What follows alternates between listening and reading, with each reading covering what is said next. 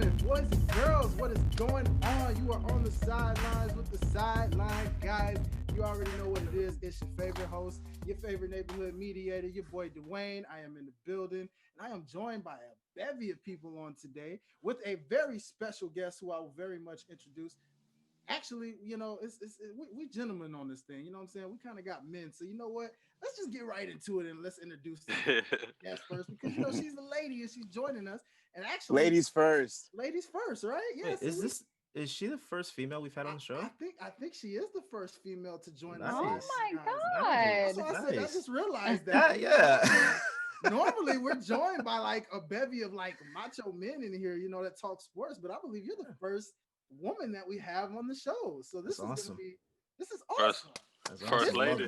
Love it. Thank you. Loving I'm it. honored. Yes, this is amazing. This makes the show that much more special now. So, that being said, ladies and gentlemen, if you are not familiar with our special guest, our woman of the crew right now, well, allow me to introduce someone who is very, very, very entrepreneurial. She is an NBA reporter. She has done some things with ESPN. She's done some things with Fox Sports, but she is independent, y'all. She is doing this stuff on her own. And let me tell you, you just want to check her out. Believe me, trust me, she's been killing it with interviews after interviews after interviews. I mean, I could go all day. I mean, interviews with most recently to name Dwayne Wade. She's done some with Kendrick Perkins, Jamal Murray. I mean, the list goes on. There are tons. Derrick Rose. I mean, guys, there's so many interviews, so many NBA names I could give you guys. And we'll actually let Miss Ashley Nevel tell you all about it herself. So without further ado, I want to introduce to y'all the NBA reporter herself, Miss Ashley Nevel. How you doing? I'm doing great. That was quite the intro. I enjoyed it. Yes, they say I'm the man with the intros around here. You know what I mean? They say I'm known for that. So You try to bring make the energy. I feel it. I'm awake now. I don't even need coffee. I feel good. that's what we do. That's how we do it right here on Sideline Guys. You know what I mean? That's so. But yes, how are you feeling? Like, what's going on in your world right now? I'm in Miami. I'm feeling good, a little tired. Yeah. There are some runs going on out here and some workouts, so I wanted to come check out. And I never been out here for workouts or runs, and I've always wanted to. So I'm here with Stanley Remy.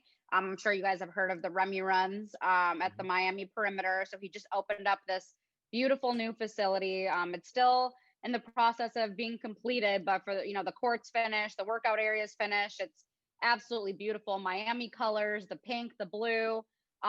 It definitely has, just like a nice feel to it. So, I flew in yesterday, went straight to the gym. I got to watch, John Wall, Andre Drummond play some pickup, and it's been fun. I got to watch some workouts today as well. A couple NBA guys, a potential lottery pick also too. I didn't really post anything because I want to still run some of the video by them first, but I got some video. I just networked, and it was just something I wanted to do because like all these guys I meet on Instagram, and I was like, you know what? I'm just gonna fly out. I'm gonna, I feel like boots on the ground. You kind of, you just network better that way as opposed to just DMing people. And when you're actually put yourself in a situation where you can meet them face to face, to me, it's just something better. So it's been awesome, and I'm excited to see who he has tomorrow and Friday, and then I think maybe next week I'll be in LA. So I'm just gonna kind of hop around a little bit. Yes, that's what I'm talking about. Going from one beautiful, lovely city to another, as the great Stephen A likes to say. I mean, come on now, that's the best of both worlds. From Miami to LA. And do you know what's so funny? I still laugh at how the basketball gods managed to give us an NBA finals, both in two cities where we couldn't even really go visit them. Literally. I Who would know. have thought of all years to see a Miami and LA finals? It happens in a pandemic, people. Happened in Disney. 2020, man. It would have been crazy. Like it would have just been insane. I mean, I think for our own good, it's maybe a good thing that it didn't happen because I think it would have been so crazy, especially in LA. Like, but I'm just happy that we were able to get through the playoffs. We were able to get through the bubble without anyone getting COVID. That was truly a remarkable feat that I think Adam Silver was able to do. So I'm really happy we were able to get it done. Absolutely, absolutely. And so before we actually get more into Miss Neville and what she does as an NBA reporter, allow me to introduce the rest of the panel because I know you guys are like, well, wait, hold on, where's our introductions, guys? So without, don't worry, I'm getting to you fellas. I ain't forgot Oh about man, I'm y'all. cool. Just getting I'll ready. slide in there. Look We good. at- Don't worry so about it. I'm gonna just go at a random order here. You know what I'm saying? I'm gonna go ahead and I'm gonna actually start with a guest who's actually new to the Sideline Guys. Actually, so I'm gonna go with my boy Sam from Courtside Conference. We got him in the house right now What's up? representing What's up? the basketball heads out there. Sam, how you doing, sir? Welcome to Sideline Guys. I'm doing good. Feels good to be here. Yes, welcome. Been waiting welcome. to finally get a chance to join y'all. Yes, man, it's great to have you on. You know what I'm saying? Like I said, we brought a nice basketball panel for this show, so this is basketball Yes, heavy. sir. Sorry, on Sideline Guys, we try to get the best of both worlds. We give them a little NBA, a little NFL, some MLB, but today is all NBA talk, y'all. So I'm sorry if anybody's expecting some NFL or anything out there. Listen, we COVID's pretty much shutting that down this week. yeah, so yeah, it you know what I'm doesn't saying? This matter. is pretty much a basketball episode. So sorry, not sorry, but it nonetheless. No foosball today. Basketball, baby. Basketball, baby. And speaking of which, here's another familiar that we've had on the show as well. Welcome back to this guy. He is very charismatic, like your boy right here. You already know. Ladies and gentlemen, from the I Got Next podcast, my boy, the one, the only, the mustache messiah, Wes. What's happening, sir? What's up? What's going on, y'all? Yeah, welcome to the show, my friend. How you feeling, brother? Feeling great. Back in it again. Yes, Miss sir. Ashley, how you doing? Great. I'm doing great.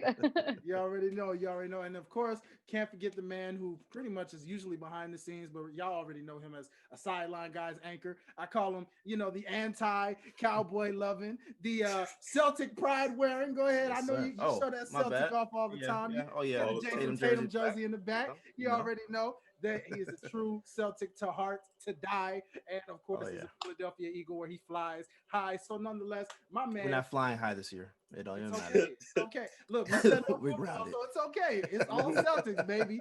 Stick with the Celtics energy. You good. You know what I mean? The boss Great man. note. Yeah. So, Mr. Derek Myers, sir, how you feeling? I'm great, bro. I'm great, man. How y'all been?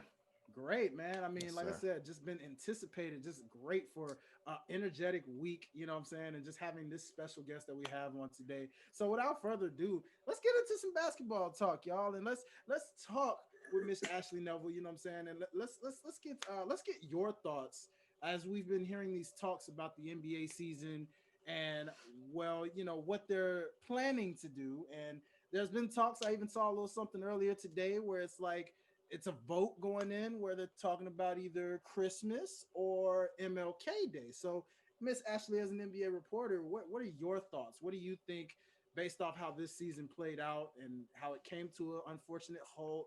Then it was able to start back up, and we just wrapped up a finals, which feels so weird. But nonetheless, with it being now possibly resetting and trying to get back on track, what are your thoughts on this upcoming NBA season and when it should start? Well, I would love for it to start on Christmas because that was always a tradition growing up is watching all the Christmas Day games. I mean, who doesn't love that? You're with your family. There's nothing else open. There's nothing else really on TV except like Home Alone and A Christmas Story. It's like I want to watch the NBA, the NBA matchups, and they're always the best. So I'm hoping they can get that restarted. I think I was reading December 22nd to maybe start those games and then have it for Christmas Day. But the one thing that I'm just a little concerned about is, they did so well in the bubble, keeping players isolated in one area. No one contracted any virus, and it ended up working very well for them. And then we're seeing the NFL, however, and the MLB and other leagues not take that same route. And then we see every week there's a player that can't play. And they're not just like, player like second string players. These are starters who are going to be making an impact in the game. So I'm kind of looking at it like, all right, if we stay here, and players are staying at their home, everything's back to normal, either with or without fans. Do we still trust the players enough to stay home and to not go out and about? I don't think so, because the NFL players clearly are getting COVID because they're going out and they're not following protocol. Whether they say that they are or not, like come on. We know you guys are out and about. I mean, I know that when everything shut down in March or April, I'm not going to name names, but there were a ton of people that were out in Arizona having house parties, not social distancing, not wearing masks, no gloves. So, I mean, this is what's going on. So, NBA players can say, oh, wear a mask, but are they really all following the same rule? Like, are they following the rules? Probably not. They just say it to say it because it's the right thing to say and the right thing to do. But we know that they're human, just like all of us, and we can say that, oh, I wear a mask and I follow. I don't follow the protocol all the time like I should, and I should be better about it. I admit it, but I'm human. It gets, you want to be around people, you want to see your friends, like you want to have a normal lifestyle. Like this is just unprecedented times, and I hate saying that word, but it's just something that we're not used to because, like, especially our generation, like. We like to be on social media, but at least for me, I like to be out and I like to do things and be around friends and go to events and do things. So I just don't see a scenario that won't make players have to stay inside their homes and not leave. But like, are they really going to listen? I mean, they should, because an NBA player, they're living in nice conditions. I mean, you're living in a mansion, like stay in the house, do your job, do what you're told to do. But I just don't know how it's gonna work. Doing it the way the NFL is doing it, because it's clearly not working. So Adam Silver has a lot to figure out within the next couple of weeks for sure. Do you know if they are planning on doing bubbles, like multiple bubbles for quadrants? I don't know anything like that. I don't even know if that would make sense, to have bubbles in multiple states. I mean, there might be, what I could see is like having hotels, strictly for teams to rent out the entire hotel for the whole season, where that is just strictly for teams, whether whoever's coming into town, to make sure that there's not other people cross-contaminating going in and out of these hotels. That would be the only logical thing that I can think of without having to bubble.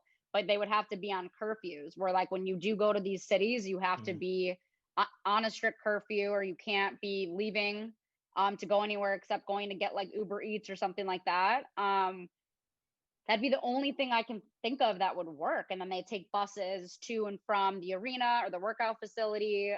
But then what about the players that are playing at home? Like, what are they going to do? How are we going to make sure that they're following protocol? Are we going to assign, a security guard to each house and make sure that, like, they're, we're going to put an ankle monitor, make sure that they're staying in their house and then take it off when they leave? Like, no, we're not going to do that either. So I don't have a lot of faith in people listening to the rules. So, and no, I don't want to see a Christmas Day game where LeBron's not playing because he has COVID, or Jimmy Butler, or any of these guys. Like, that would suck. You don't want to watch any of these games without a star player. So, and I don't know if they're going to bring in fans even at, like, 10%, 15% capacity. Like, I don't know how that's going to work. I mean, then again, they come in through different entrances. There's a way to do it. But I don't know. I'm not really hearing anything because I don't even think the NBA really knows yet. I think they're still trying to figure out, like, what's the best way to do this logistically, like, where no one gets sick and no one gets hurt. So I think the best play, I mean, the bubble I think was awesome. I just know what a detriment it was to a lot of people mentally, being stuck in there for so many months.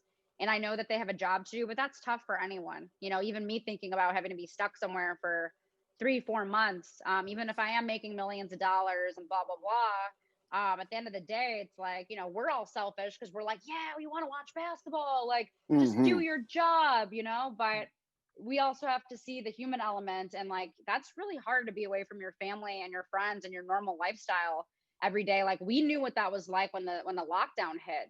And it's like, damn, like, imagine them having to basically go through another lockdown where, I mean, they're playing the sport that they love and they're enjoying it, but, like, they don't have the luxury to just be with their family, hug their loved ones, go out to dinner with their family at their favorite restaurant, like, go grab a drink at their favorite bar, like, go meet up with, grandma, just like, those like little things that like we take for granted every day, like they weren't able to do for so many months.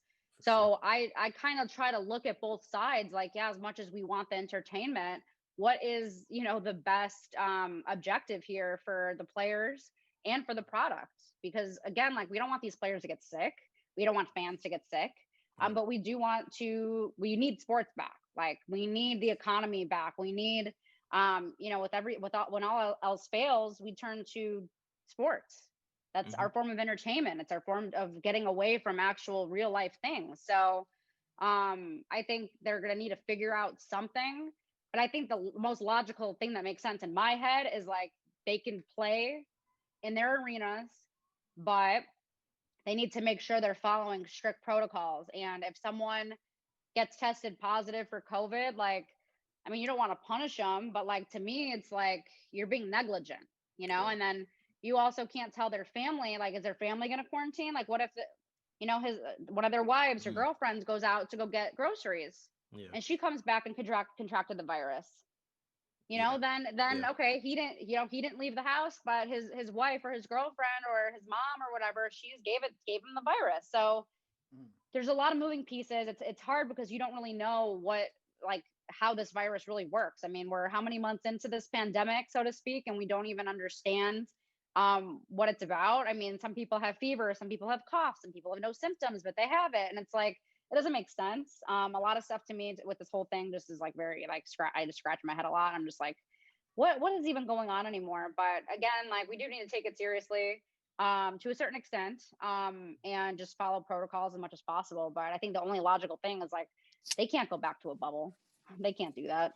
They can't do that. I mean, we need to try to get back to a normal life, and whether or not that's bringing maybe a couple fans in, or family to be able to come watch the games and whatnot. I think slowly but surely things will start to get back to normal.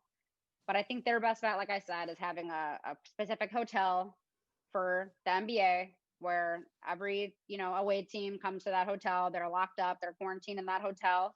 They're only allowed to take buses, nice buses to and from the arena. They're not allowed to go out anywhere. They're strictly quarantined. There should be security 24/7. And then I think the same thing with players. Like if the home players, if they have to, like they should assign a security to each home. I mean, that's what, 12 to 15 homes. I mean, they have the money for it. That'd be cheaper than getting a whole bubble. Get some security, get some security just to kind of be outside, just be outside the home, patrol, just make sure that they're not leaving. I mean, I know it sucks and it's like, oh, why are we doing this to grown adults? But, the NFL's not following it. I mean, these guys are going out clearly, or someone's contracting, giving them the virus. So I know I'm kind of going on and on, but that's kind of what I see is the best solution. Yes. I seen once suggest somebody said like regional bubbles or something like that during the season, like in playing series like baseball does. So like if you're in New York or whatever, you play the Knicks and Nets both like 2 or 4 times each, all while you're there, and then you just head out and do that same thing. Like you might be in the Midwest, you play the Bulls and Pacers and a couple of their teams, and so forth and so forth. That would make sense too, so that you're not traveling so much, so you kind of are in one isolated area getting all those games out. I mean, I wouldn't mind it at all. I mean, doing it all by region. Yeah, I mean, that actually sounds like a good plan too. Yeah. I'd be all for that. And it'd probably be cost effective. Definitely. Yeah, that's what I was going to mention. I was going to say, I truly think any type of bubble situation would probably be like the last thing that they want to do because of a financial, not only the stress on the players, but I know the bubble cost them $1 billion, you know what I'm saying? And that wasn't even a full season. So if you're doing a full season, they're already projected to lose like $4 billion this year off the ticket sales. So, I mean, I know that's the last thing they want to do, but I think, what Sam said, obviously, if they had to, would probably be their best bet. Do a bunch of regions, region bubbles. You just do everybody in your division, not region, I keep saying region. Everybody in your division, make it actually meaningful because nobody fucking cares about the divisions, and, I guess you play your whole division out and then I guess you go, mix them up division by division, play 2 in another one or something like that. That'd probably be the only thing I could think of also. Love it. Yeah. So I mean, it's well said. Again, we're gonna be on standby. You know, as we're all getting updated. You know, both you know, personalities, media personalities. We're keeping our ears to the streets, keeping our ears to the connects, and we're gonna try to, as we get updated, as we find out information, the people that are listening and watching with us right now, you guys will also know, and we'll talk more about it for sure. So let's continue on with this conversation. Of course, Miss Nevel, being an NBA reporter, take us down to the journey with your start. Like, what initially got you into not only becoming an NBA reporter, but an independent NBA reporter at that. So doing, working for yourself and being able to set up your own interviews the way you're doing right now. Like, guide us to that. Like, what was the process for that like for you? So I went to school at U of A. So everything kind of started there where I took broadcast journalism. And I kind of was filming my own stuff and, asking out of the box questions because I was really studying the industry at that time. And I'm just like, these questions are so just like repetitive over and over again. And it was just getting to the point where it's like, I don't really know anything about these players. Like, I want to know more. I wanted to kind of implement a little bit of what Oprah did with getting people to really open up about their life, about their stories. And I felt like I could do that, but in sports. So I just started asking fun questions. I went to the NBA Summer League. I would say that was like my first breakthrough. I applied for credentials and said I was working for this company that I work for in college. I was not still working for that company, but I finessed. You got to finesse a little bit.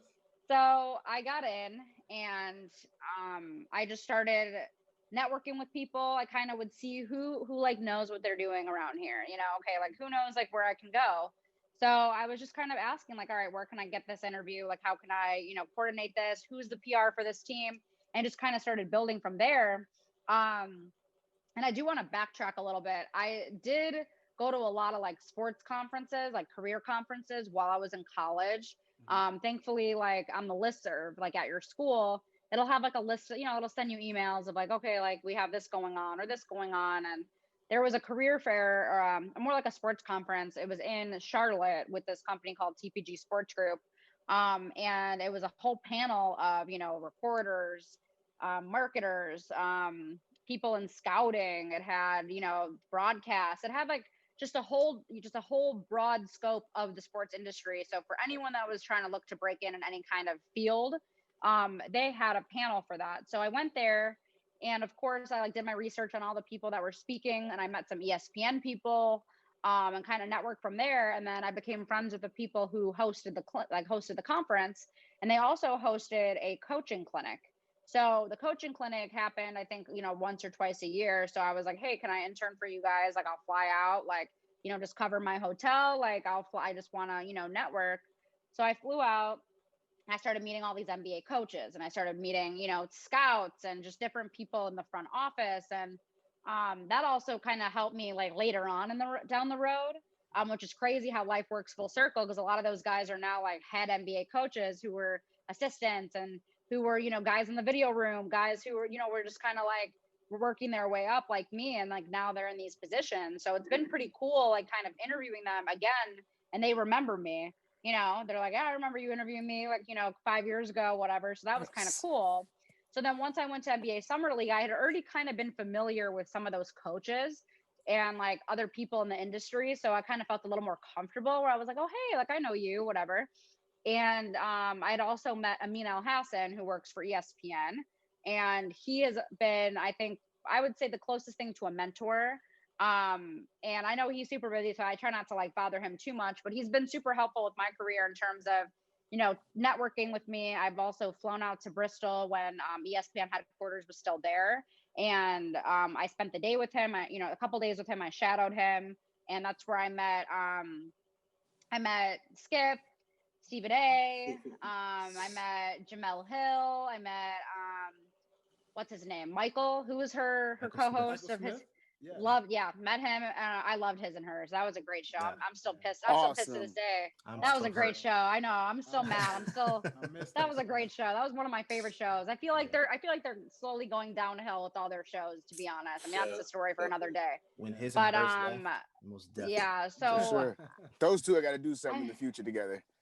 Oh, I agree for sure. And then that's also where I met Michelle Beadle, and Cassidy Hubbard, and so that's kind of how I started meeting all these sports people that are on the reporting side, and everything does kind of go full circle because when I went out to LA a couple of years ago, I am cool with Michelle Beadle, so when she was still on NBA Tonight with Paul Pierce and Chauncey Billups, Jalen Rose, and all those guys. I DM'd her. I'm like, hey, I'm in LA for the Lakers, Suns, blah blah blah. Like, I would love to catch up with you. She's like, yeah, come through to the studio tonight. You can sit in and watch what we're doing and whatnot. So she also let me sit in on their meetings, and I got to actually be behind the scenes and watch how the whole show is produced.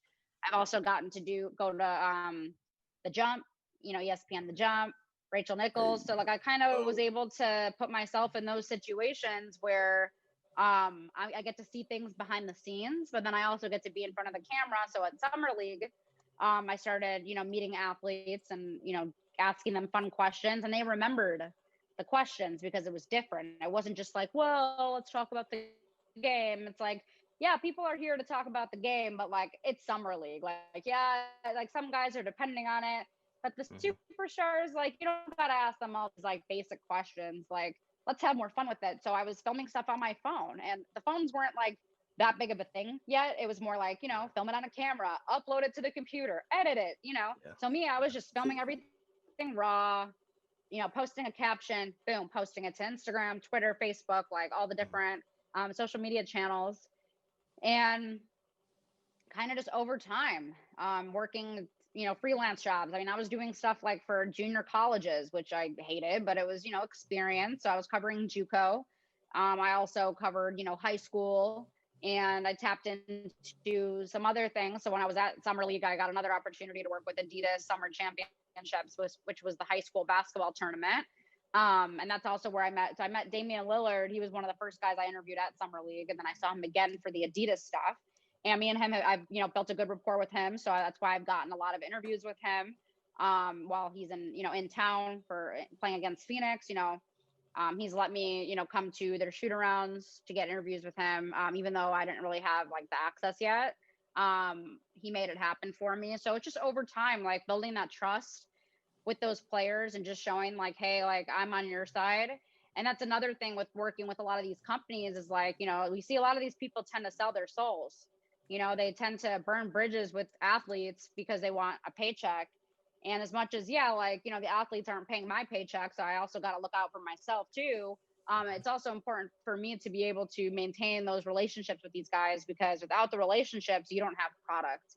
And I love what I do. I would never want to burn that bridge, but a lot of different companies I've worked for, would just try to get me to report on certain stories that I don't want to report on, where it's like personal stuff. And I'm just like, I don't want to get involved in their personal life. Like, I know what it's like for someone to attack me and attack my personal life. Like, I don't want to be involved with that.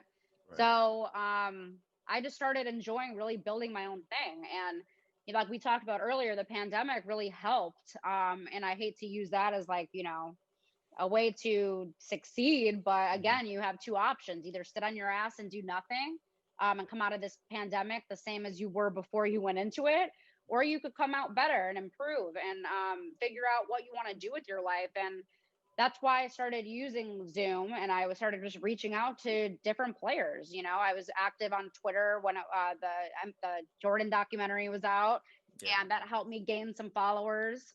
So I started talking, a little bit with like John Morant and Kendrick Perkins, and those are some of the guys that I got on my show. Also, I reached out to Charles Barkley. I had his number in my phone. I didn't even know if it was his number or not, but I'd had it for years and I never hit him up. So I was like, fuck it. I got nothing to lose. Let's text him right now. So I'm like, hey, Charles, I'm a media member in Phoenix. I saw that you just did, some interviews. I would love to get you on my show for, a Zoom call. Like, let me know when you're available. And he hit me up like a couple days later. And at first I was like, this can't be Charles.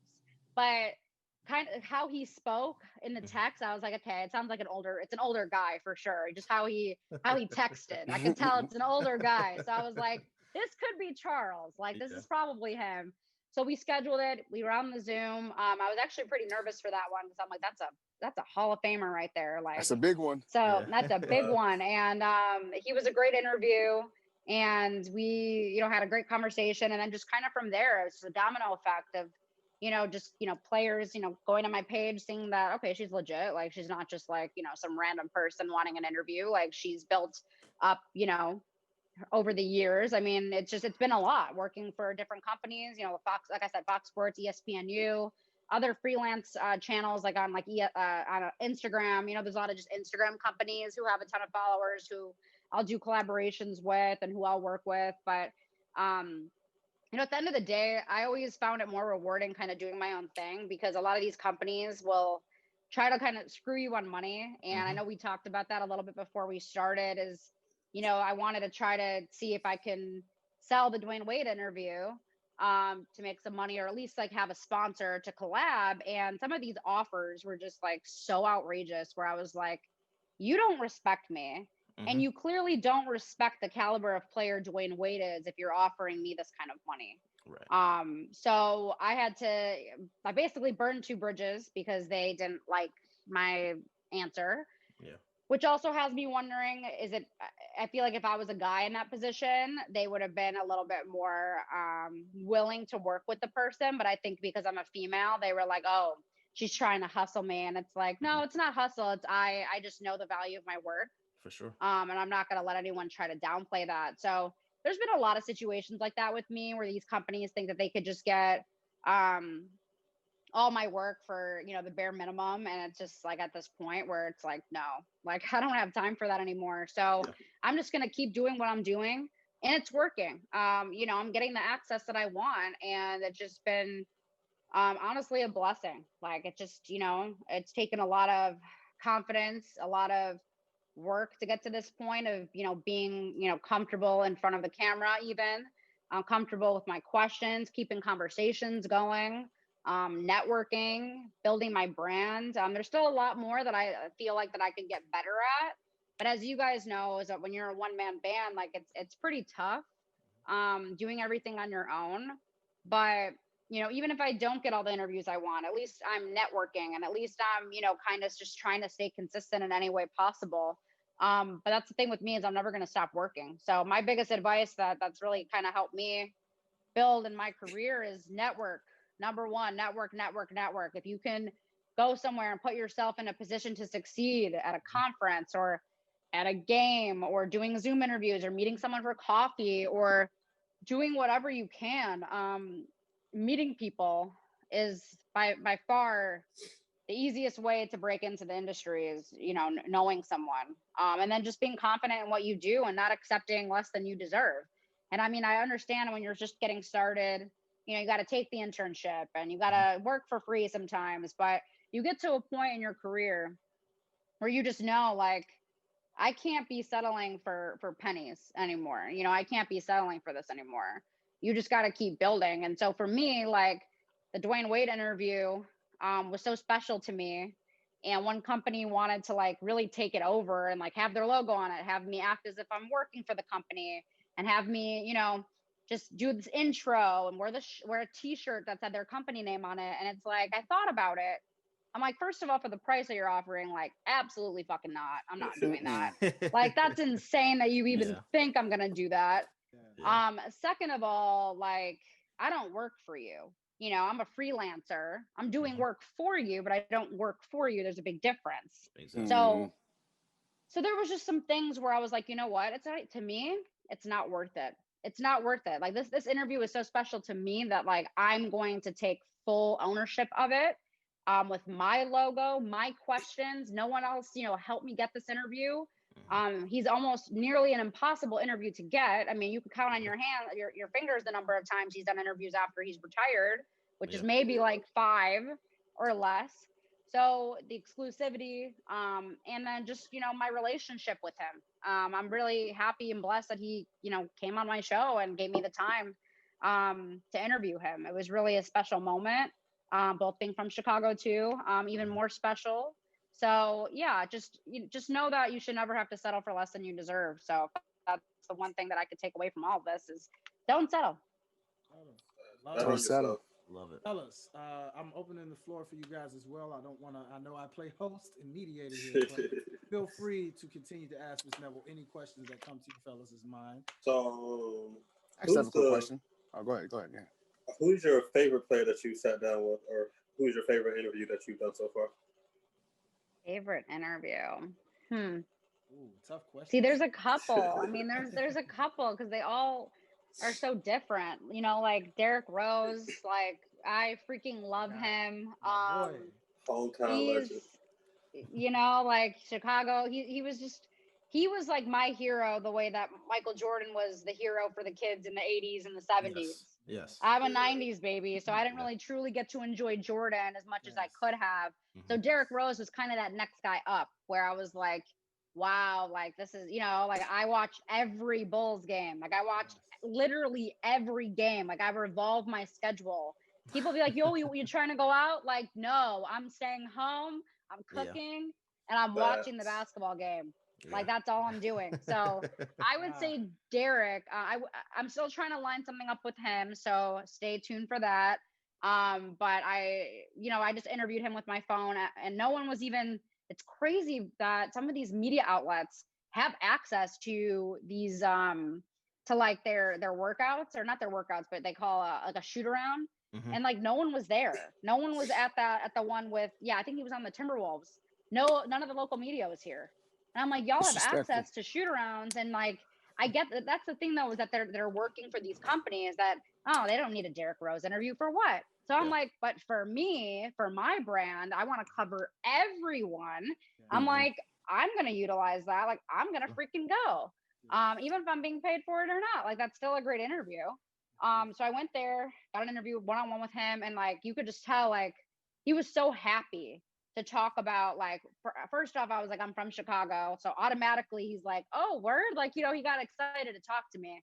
And then when you're talking about Chicago, and you could just see like just the brightness in his eyes. He was just so excited to talk about Chicago and like the fans and like how much we all loved him and we still root for him. And just talking about his growth and just his elevation of in the game. You know, that was probably one of my favorites. And I was also so freaking nervous. Like, I don't get nervous really, but I was like shaking, and I'm like, Ashley, hold it together. Like, it's not that big of a deal.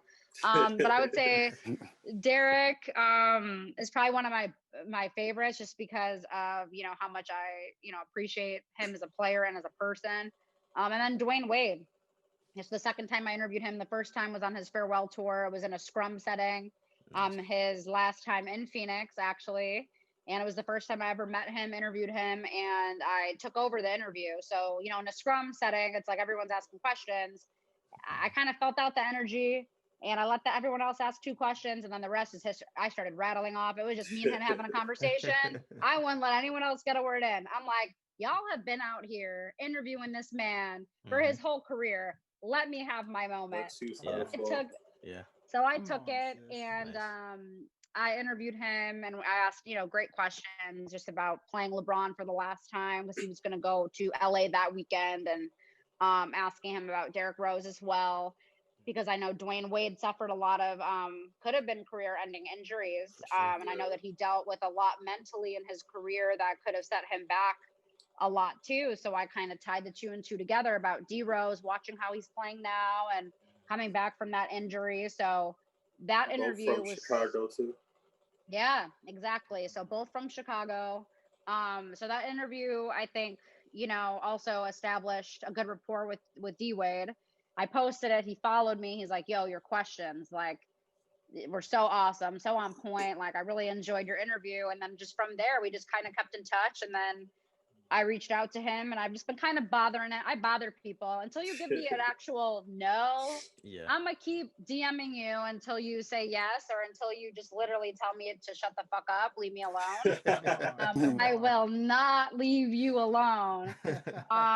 So I was able to finally schedule an interview with him. And this time, I don't know if you guys watched the interview, but at the beginning, he was like, at first, I want to say, like, that we've come such a long way from you being in the hallway interviewing me, and now you're in your own studio. So when he said that, it was almost like an enlightening moment for me, because sometimes you get so lost in the process that you don't like realize the big things that you're doing. and you're still kind of like comparing like, oh, but I'm not here. Oh, but it's not this. Oh, but it's not that. But it's like, wow, I was dreaming of this 5 years ago, to be interviewing Dwayne Wade on my show. Yeah, it wasn't in person, but like on Zoom in a studio, makeup done, hair did. I have a whole camera crew. Like, I would have been dreaming of that. And I was able to put that together. And obviously, thanks to Dwayne Wade and thanks to the studio out there for coming in on such short notice, because I told them literally the day before, because I didn't have a time. Because you guys know athletes are, their times, they fluctuate, they change. Oh, I could do this or that, but they have so many commitments that like you got to be on standby. So if they say, yo, I can only do it at 2 a.m, you bet your ass I'm waking up at 2 a.m. to do that interview, like regardless. So yeah, I would say that was probably one of my favorites as well, because D Wade, he's retired. He's kind of been there. He's been there, done that. I feel like those are the guys that are the most fun to interview, because they have so much to talk about. He has such a great life story, just from where he started, all the trials and tribulations he had to go throughout his whole life. Even while he was playing, a lot of things that he had to deal with, and things that he's discussing now that's going on, that I feel like he's making such a big impact on the world, whether people agree or don't agree. I think he's doing the right thing as a parent, coming from a place of love. And that's just so cool to see some of your favorite players off the court, and how they become, parents, and how they are as husbands, and how they are just as friends, best friends, just in everyday life. And I would say our conversation was just so deep, and very just thoughtful. So I really enjoyed that one. And then when I do get Derrick Rose again, I guarantee you that interview is probably going to be another one of my best, because I could just tell the way he's grown mentally as well, and seeing him with his family and I think that him and his wife got married probably this past year. And I could just see how happy he is with her. And to me, that's just stuff that I want to talk about. I just want to just talk about his growth. So I know I kind of keep going on and on, but I would say those two really, really hit home for me. So what I take from that real quick before I let my boy Wes go, because I know you're brewing with a question, my friend. I just couldn't help but take away her 2 top favorite interviews. Not only 2 Chicago natives right there, but that was a Derrick and Dwayne connection. Derrick, you see what I did there, my friend? I caught it. What you said. Caught it right there. Yeah. Connection, baby. Oh my God. Double D, my friend. Double D. All right, Brother West, you look like you had something you wanted to ask Miss Nevel, so go right ahead, my friend. What'd you have for her?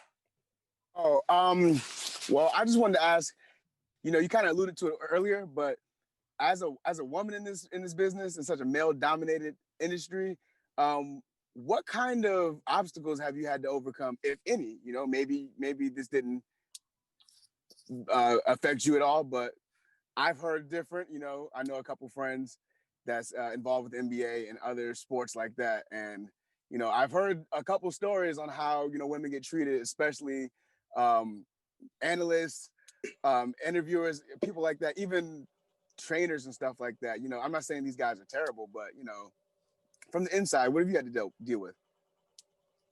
Well, I think first and foremost, I mean, it's going to come with the territory where girls are going to get hit on by guys. I mean, that's in any industry, right? I'm not saying it's right or wrong, but you kind of know that going in, what you're dealing with, because again, like, these are guys that are surrounded by men basically 24/7. Like, they need females in their life. Like, I get it, like, if they're human. So I've had to deal with some things like that. But it hasn't been, I guess, like, as bad as how other girls maybe experience. Like, I've never gotten touched, by inappropriately or anything like that. I've had things said to me. But I think within the past couple of years, they've been very, like, respectful. Just as you keep growing and as you keep, just evolving in the industry, the less and less I feel like it's really going to happen, because they're like, oh, like, we can't say this to her because, look where she is in her career now. She might say something like, but I think that the biggest thing of being a female in this industry is honestly dealing with other females. And I know this is weird, but I've had more success working with men than I have with any females in this industry. And girls can act all they want. Oh, woman power. I want to empower women and work with women. now y'all are just jealous of each other, straight up. Like it is what it is. Like I hate to say it. Like girls can act like they want to help each other. But in my experience, like it's been the complete opposite. Where I've seen so many women who preach the same thing treat other women so poorly, whether it's talking behind their back, whether it's, you know, ruining opportunities for them, whether it's telling them they're going to do one thing and then they'll do the other.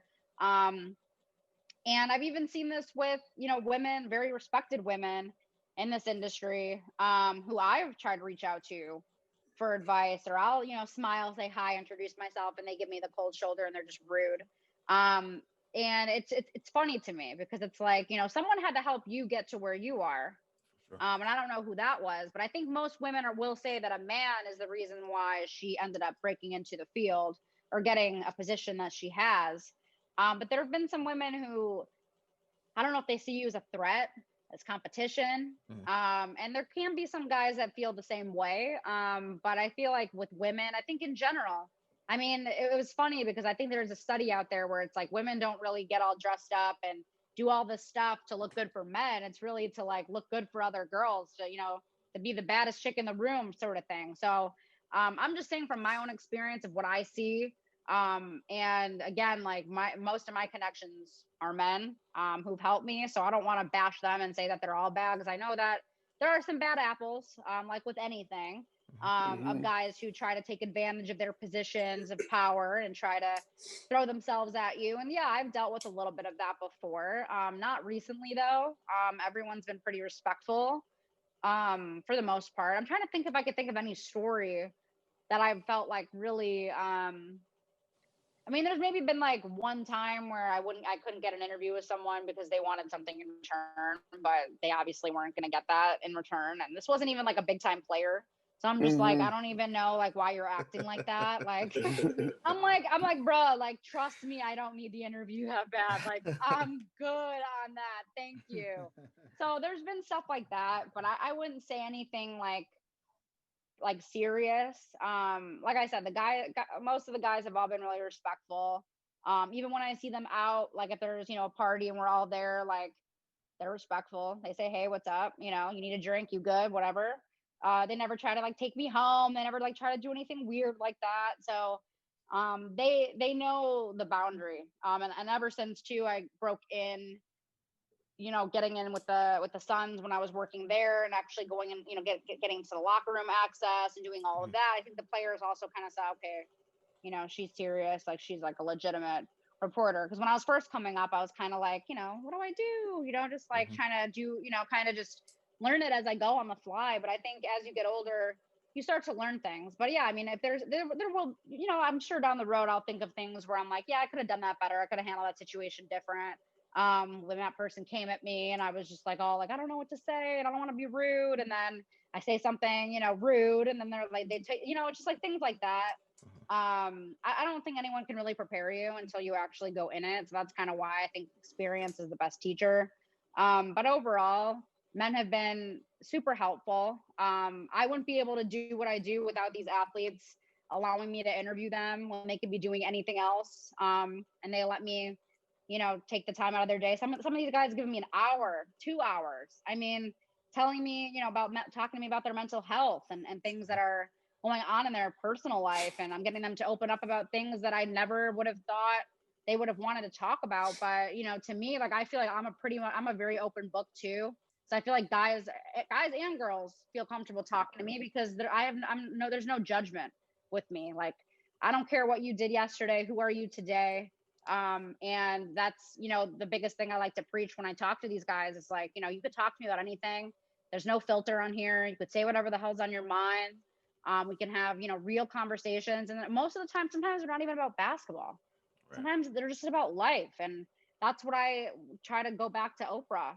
And what she did so well is you don't need to just talk about the field and someone's in, because that doesn't define them. Like, basketball doesn't define me. It's a part of me, but it doesn't define me. It doesn't define who I am. I'm still very much into makeup and cooking and fashion, like working out. Like, there's so many other things that I like to just literally sit in my room and do nothing and watch Netflix. Like, there's things like I'm very just typical in the sense of the word. I like to get my nails done long. I mean, you know, I'm very girly. I'm not a big, I don't even know how to play basketball. I suck at basketball. I was always a cheerleader, a dancer.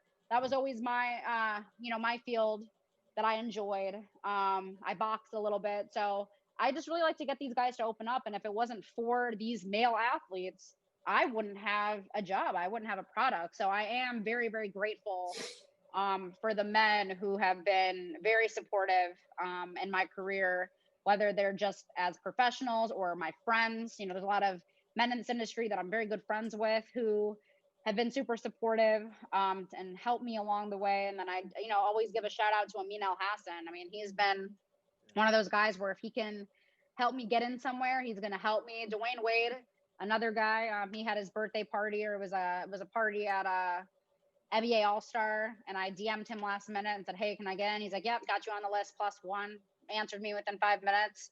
So there's just, you know, there's certain things where it's like, you know, there's a respect level where, you know, they see it. They see, okay, she's really good at what she does, but she really is passionate. So, and Stanley Remy, I'm out here in Miami. Yeah. I get access to all these guys. He's been very, you know, helpful, and I'm very fortunate. So yeah, I mean, men have been awesome. Like overall, I would give men like a 98% rating. I mean, there's the 2% where I'm like, you know, but 98% rating on that one. So yeah, I've been really, really blessed and fortunate. So, that's amazing to hear. Yeah. Go ahead, Derek. So with the other interests that you said that you're into, are those any of those something you think you would want to venture into, maybe post journalism or while you're doing journalism? I don't know. Like, that's an interesting question. Like, I've always been really into coaching and mentoring other people, whether it's in business or in sports. I have my coaching program that I do where I mentor and coach, you know, just people. It could be students, people in the industry. And, you know, I help them, you know, try to get connected to certain people. So that's something I really like to do, coach. A lot of people don't take it seriously though. They don't want to pay for it. They want it for free. And again, like I don't play that game. Like I'm not going to hand you over my whole database of relationships that took me 8 to 10 years to build. Like that's just not going to happen. So, you know, I'm still trying to grow that, but I understand the demographic and sports reporters, like we don't really get paid a lot. So like, I understand a lot of people can't afford it right now, at least in the pandemic, but it was really good when I first launched it, and then pandemic hit, and of course it took a hit too. But I'm really interested in, you know, helping other people. I'm trying to think if there's anything else I really enjoy. What I think would be also really cool is doing behind the scenes. I have a lot of different show ideas where I think I would love Netflix to pick up some of these shows, or Hulu, or I'm trying to think of other ones. Players TV. Like I have a lot of things that I want to maybe produce and be kind of behind the scenes that I think would be kind of cool. When it comes to fashion, I mean, I can cover fashion if I need to, but I'm not really like that. I just find what I like to wear, and I wear it. You know, I'm one of those. I mean, I like it to an extent, but I think some of this stuff, I just saw Gucci came out with these tights that have holes in it for like $120. I'm like, I'm just like, that's fashion. Like like really. So there's certain things that, like, I'm just like, like, I don't know if I want to do that. Yeah. I do like the beauty industry. I think is really interesting to me too. I know a lot of girls are tapping into it now because of the Kardashians and whatnot, but I find that kind of fascinating, just seeing the transformation that a lot of girls want to make, like on their faces and their bodies. And as much as people want to talk about it, I think it's actually like kind of cool. It's like fascinating to me just to kind of like, you know, see it. Because these girls are beautiful, and it's just, to me, I'm like, wow, okay, I see what she did. Like, okay, that looks better than what it did. You know, I'm just kind of like noticing it and like just seeing these people confident. So beauty is kind of interesting to me. I love music. I would die without music. So maybe getting into a little bit of like, you know, the music industry. Interviewing rappers, I think, would be kind of cool too. Just to kind of talk about their life story. I don't feel like they do enough of that. I feel like we don't really get to know a lot of those guys personally. Right. But it's a whole nother app. It took me this long to tap into the NBA. It's like, how long will it take me to tap into like another field? But you know, in due time, I feel like what's meant to be will be. And who knows? I might be doing something totally different in 5-10 years from now. Yeah. You know, it'd be cool to even work hand in hand with certain athletes on their social media stuff and help them, build certain things, help them with certain posts, help them with like whatever they would want. So I'm very open to whatever, but and also, I mean, it'd be really cool to have a full-time job to just sit in bed and watch Netflix all day. I mean, that'd be cool to get paid to watch Netflix shows. I don't know if there's something out there. I mean, that'd be nice, like once a week. Yeah. Once a week. Sometimes I need that break. Like I enjoy watching Netflix. I mean, I can binge watch an entire, an entire season of whatever. Like I'm one of those too where I really like to chill when I can. I don't have a lot of time to spend and chill, but when I do have that time, I'm like, I like to be alone. Yeah. I like to be like out and about, but I'm also a loner at heart too. Like I love my alone time, not talking to anybody, like no disrespect to anyone. It's like I don't want to answer anyone's calls. Like I don't even want to talk to my own mom. I'm like, Mom, I need 24 hours to myself. So yeah. So that's basically me. Basketball, and then I like to do I like to work out too. I try to be in the gym a lot. I like to cook. Cooking's really fun for me. It's relaxing. I like to put on music. I'm dancing while I'm cooking, singing, and then I meal prep and stuff. So I always like to cook my meals for the week. I used to do bodybuilding. So I was not like the big body, I didn't do buff. Okay. I didn't do the buff one. It was the bikini one. So it's like you're skinny. I was tiny, very tiny. And I competed. I did that for about 2 years. So that took a lot of discipline. I had to eat like strict meal plans. I had, a strict diet to follow.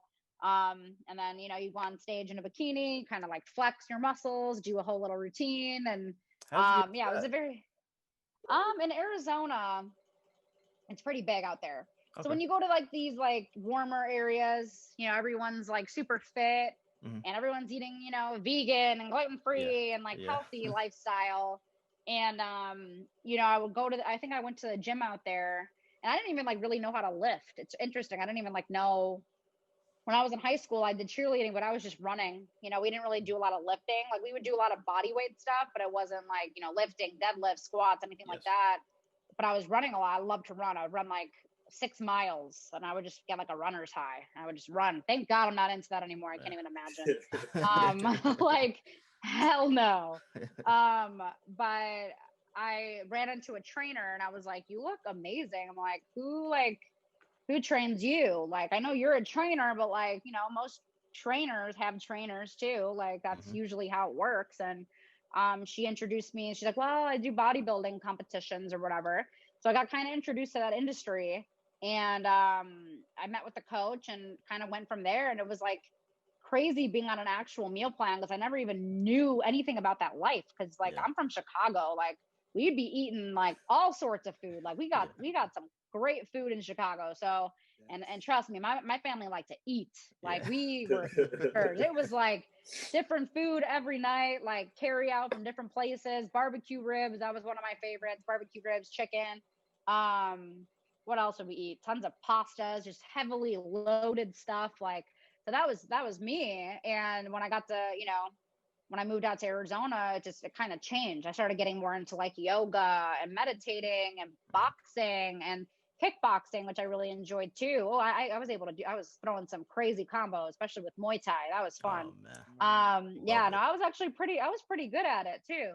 I kind of wish I started earlier because as you get older, it's a little bit, it's a little harder, but did that. And yeah, I mean, I've always liked to just try to stay active. Right now, it's been a little hard to stay with it just because I've been so freaking busy. And when I can get the time to go to the gym, I'd rather sleep or like relax. So that's kind of what I've been. Yeah, it's kind of what I do. It's my life every day. So since you're from Chicago, let me ask you this. And I'm pretty sure you've traveled to New York. So which one is the best, the deep dish or New York slice? Oh, good question, Derek. Okay. Wait. Hold on. Before you answer this, you mean the lasagna? You mean lasagna or you mean lasagna or pizza? Which one's better? Oh my Is that God. what you asked? I'm sorry. Go ahead, guys. Believe it or not, I mean, I do like the deep dish, but like I do like thin crust. Now I don't like the big ass slices of thin crust where I have to fold it in half like a napkin and eat it like this. And I mean, I like it.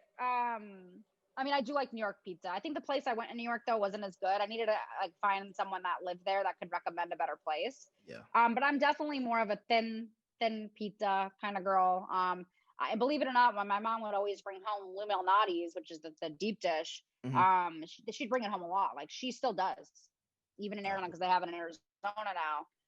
Okay. And she brings it home all the time. And you know what? I would never eat it when I was younger. I was like, no, I need thin crust. I would never eat the deep dish. She's like, Yeah. you're not Chicago.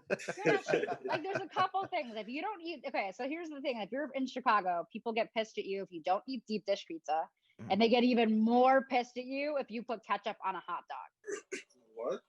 Real New York talk. too, though. Whoa. New York, My they get mad at you in New grandma, York too. You put ketchup on a hot dog. my grandma would get pissed. She was like, what kind of Chicagoan are you? Like, we don't do ketchup on our hot dogs. I'm like, I do. Like, and What's there's the deal with actually that?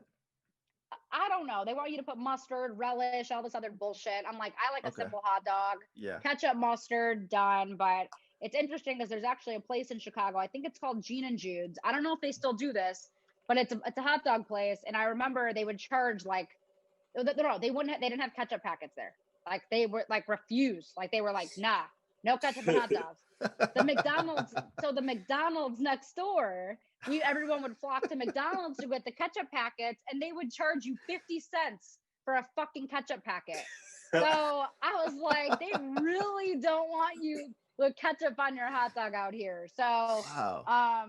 yeah, it's interesting that you ask. I basically did everything unorthodox. I was like, Okay. I'm gonna just eat what I want to eat. Like my parents, my family they were also really big pop, like we call it pop, not soda, but we were big pop drinkers. They would drink Pepsi. I was more of like a Diet Coke girl, and it wasn't even like the healthy aspect. I was like, I just like a Diet Coke and water, and I was never really like a juice. Like they liked sugar. I'm telling you, when I say that my parents like, we ate good. Every drinks were good. Like I was the house people came over and they were going through the pantry, the snacks, candy, the food, all the drinks and stuff. And that's also why I really wanted to get out of Chicago and go to Arizona. I'm like, I need to get I'm chubby. I'm like, I need to be on my own and learn how to cook and lead a healthier lifestyle because I cannot live like this. It got to a point where I was like, that was one of the reasons too why I left. But minus the weather, I wanted to go somewhere warm.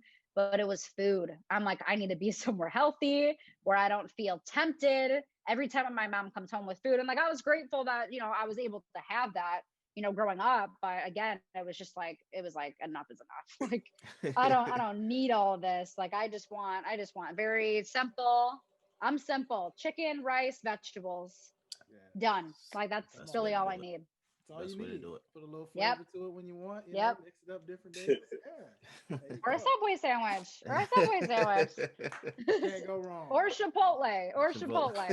I'm very simple. I'm very, very simple. A Chipotle girl. Okay. Yes. Come on. Who doesn't love Chipotle? I think Moe's is a little bit better. Yeah, I've always been a Moe's. What is it? Moe's. I think Moe's is a little bit better. I've never been. I don't think we have that. Welcome to Moe's. Yeah. That must just be a Georgia thing, though. Yeah. I don't think we have that. Wow. No, we have a really good sandwich place called Chiba Hut, and all their sandwiches are named after like weed. There's like something that's called Chronic, and like all their sandwiches are named after I'm about to go to Arizona. I'm telling you, their sandwiches. You could tell that people made those sandwiches when they were high because like these are some good shit. That's funny. Yeah, these are good. The combination, the sauce, like it's a good place. So yeah, we have our little specialty things in Arizona, for sure, but it sure doesn't beat like Chicago food by any means. Yeah. But I guess to answer your question, to make a short story long, I would probably take New York pizza over Chicago pizza. So don't tell anybody I said that. That's awesome. That's awesome. Wow. See? I know. Fellow Chicagoans, if Chicago natives, if you're listening, hey, listen, it is what it is, man. Look, settled. It's coming from a native Chicagoan. I mean, look. I'll eat it though. Like I'll eat it, but I'm more thin crust. I don't like to eat a fork. I don't like to eat a pizza with a fork and knife. We all like lasagna. We all like lasagna, but it's come on, it's okay. Yeah. Not in pizza form. We all like lasagna. Not in pizza form. Not exactly. No. Man, Hey, sorry guys. I'm sorry to cut out so early. I've got to go clock in. I'm already late, but I could not miss this interview. Ashley, thank you so much for your time. Of Hopefully we can course. connect again. More Yes. basketball, you know what I'm saying? Guys, thanks for having me on. Yes, sir. Thank you for joining us, my friend. Take care, Peace my out. brother. Always. And so, Miss Ashley, again, we would just like to thank you. I mean, Sam, Derek, did you guys have anything else before we get ready to wrap things up with Miss Ashley? I think I have one question. So you did a lot of your networking solo and meeting the players and like your own work ethic and stuff, right? You were saying. Mm-hmm. So what would your advice be to somebody looking to do the same thing? I mean, just going to events. So like look for different career opportunities, like there's career fairs, like I think now they're doing a lot of stuff virtual where you can like go into these Zoom meetings and meet people. LinkedIn is also so like people underestimate LinkedIn.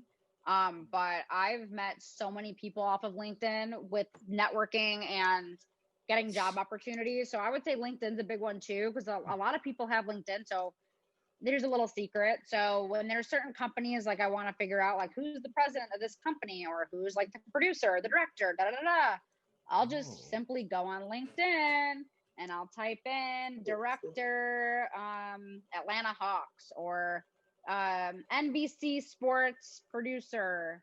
It'll give me a whole list of all the people who work for NBC Sports. Give me a whole list of everyone who works for CBS. Yeah, these are my little secrets. This is what I teach in my coaching programs that people don't want to pay for. But I give them a whole, like, I have a whole rundown of how I go about applying to jobs, reaching out to people, sending my work to the right person, like how I kind of go about like figuring out people's emails. Like I have a whole system for that, like cracking email codes. Like that's always fun. Takes hours. Yeah. But I've gotten quicker at it. I've really gotten quicker at it. I don't hack into any systems or anything like that. I just figure out people's emails and I just plug in name and first name, last name, and I figure out how to email them. So that's kind of been something that I do as well. So I would say like those kinds of things, like reach out to people on LinkedIn, like network, DM people, send people your things. You can never go wrong with the networking, but like LinkedIn too, huge. And then just I know a lot of like places are also hiring like for just freelance, even if they're not like paying opportunities, they could still some of them can still have credentials, you know, like there's still a lot of there's some companies I know, like in LA, some of my friends work for a place, it's called Courtside Radio. I know that they're owned like on their own. They're not like really owned by like NBC or anything like that. Like they have their own little show, kind of like what you guys have. And it's called Courtside Radio. I know they rent out like a studio space to have a show like once or twice a week. And then they were able to get credentialed to Clippers. I don't know if the Lakers allowed it, but the Clippers were pretty much like very open. And the Clippers are actually like, they were really open with me too. When I was there in LA. But a lot of those teams the PR people with a lot of the teams in the NBA already know who I am. So I don't really like have to like say I'm affiliated with people, even though I am affiliated with certain companies. I don't really have to say it anymore. But I would try to find like local stations or local, whether it's like Clutch Points, SB Nation, just places like that you can like do stuff for free, but just to get access, get a credential for either the Zoom calls or when things start to open back up for the shoot arounds. Like those are just things that like I did. And yeah, like I didn't get a ton of money off of that stuff, but I got the access I needed. And then I built the relationships that I needed to do what I'm doing right now. So it all kind of, came full circle and it all kind of works hand in hand. It's kind of one step to this step to this step. So I would say those are my biggest pieces right there. Love it. Definitely got to buy this coaching class. Great class, yeah. You see, likewise, we're gonna have to listen. It's it's fun. It's fun because it's like I kind of figure out like there's you have to apply for it, so there's like a whole list of questions. It kind of asks, and I like to get it personal to you. So there's people I was working with last year. Some wanted to get better on camera and their on camera presence. Some like don't even have like anything on their social media. but they have access to a studio and a camera because they're working in local news. And I'm like, well, I'm like, here's our goal for you this week. I want you to do this on your day off. I know you want to be home, but on your day off, go into the studio, take some time to film something, write up a whole thing about whatever. She ended up doing a piece on Kobe Bryant. They had asked her to do it. She actually did very well. So I was really happy to see that. I was like, girl, like you got the resources. Yeah. Like a lot of people just need that little push. Like, I don't know. Just get started. Like sometimes I don't even know what the fuck I'm doing. Honestly. Yeah. Like I just wake up in the morning. I have an idea. Boom. All right, let's execute. All right, let's DM this person. Da da da da. Like, oh, I have this great idea. Like, yo, can I call you? Yeah.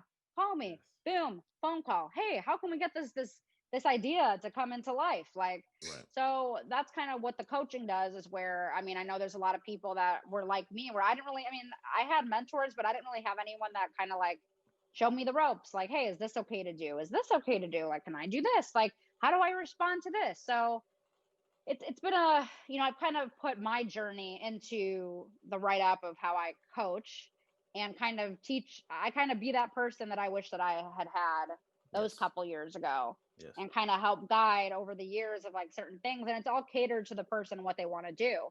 So if someone wants to work in Philly, or if someone wants to work in Detroit, or someone wants to work in LA or whatever, like I have a big enough network where I can at least get you a couple emails, and I can help you maybe construct the email and then send it off to the right person. So that's kind of what I do too. But again, a lot of people end up canceling, or they can't do the 3 month minimum because they don't want to pay for it. And I'm just like, I'm sorry, but I'm busy, I'm doing a lot of stuff. Like I can't be like giving you access to my database and doing all this stuff for you for free. Like so again, like I do want to help, but I'm not at a point in my life where I could just do everything for free. Like I would have no time for myself. I would have I wouldn't be able to survive. So, it's rewarding though. Like I really enjoy it because it's like I'm doing more to help someone else and not just me. And I'm helping them with, get, access or connections that they need. So yeah, that's another element to what I do.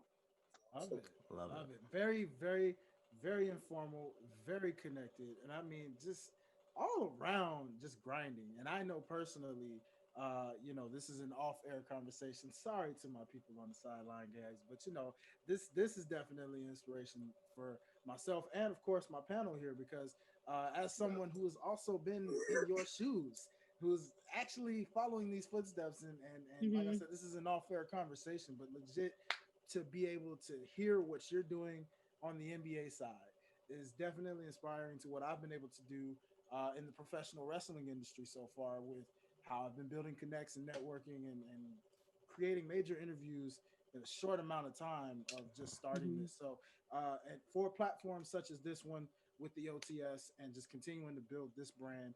So, again, Miss Ashley Nevel, we want to thank you so much for just, opening up to us, sharing a bit and pulling back the curtain of the life of an NBA reporter, an independent NBA reporter at that, doing things on your own and just building bridges and of course, just sharing things like, hey, what's a deep dish or, flat style. Thank you so much for just taking the time. Like I said, you have been very informal.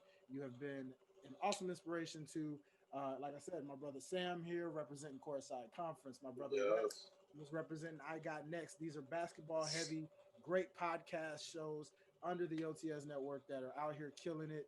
And I'm pretty sure now, because of your inspiration and what we have been able to talk with you about, they're just going to continue to just build their brands and build the shows to continue to just elevate, as myself and Derek are doing right here with the Sideline Guys and other shows under this OTS brand. So Miss Nevel, again, real quick, tell the people that are listening, where can they find Miss Ashley Nevel? And of course, sign up for this very class that you were just giving us a little sample of right there.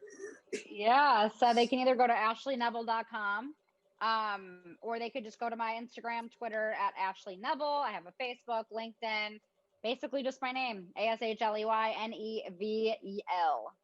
Yes, love it, love it. So guys, ladies and gentlemen, you already know it's about that time. We always say this all good things must come to an unfortunate end.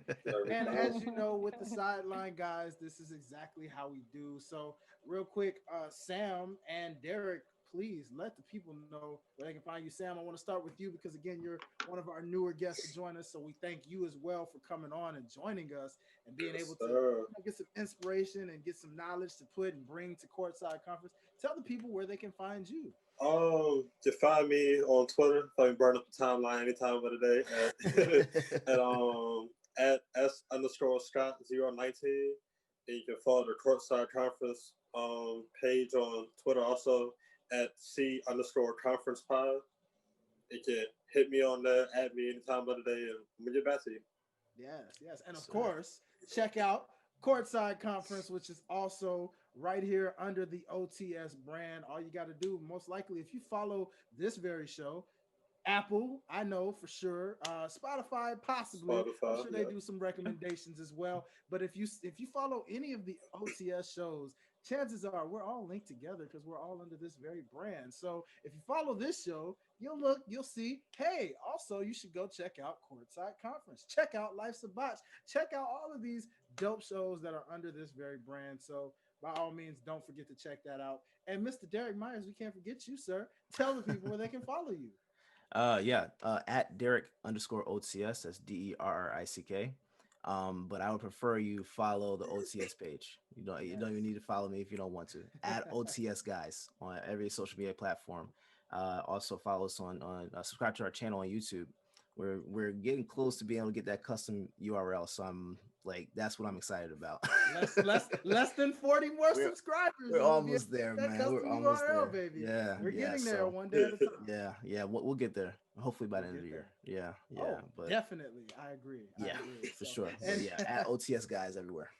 yes, and of course, don't forget. Speaking of OTS guys, if you want to know more about who OTS is, maybe you're somebody new listening or watching. Maybe you watch this because maybe you're one of Ashley Nevel's followers, and you're probably like, well, hey, Ashley's on the show. I'm gonna check this out. So first and foremost, hey, how you doing? I probably should have said this earlier. Thank you for joining us as well. So, if you're here in support of Miss Ashley Nevel, thank you for taking the time to listen to this very interview and check out this very show. So I just want to say again, like Derek here, check us out right here on YouTube. You already know we're going to post content pretty much every day, if not every other day. So make sure you hit that subscribe button, hit that notification bell. It's going to keep you updated on a lot of exclusive YouTube shows we have, along with shows like this that are also broadcasted through audio and video. Make sure you check out all things OTS. If you want to know about us, check out the website, www.otsguys.com.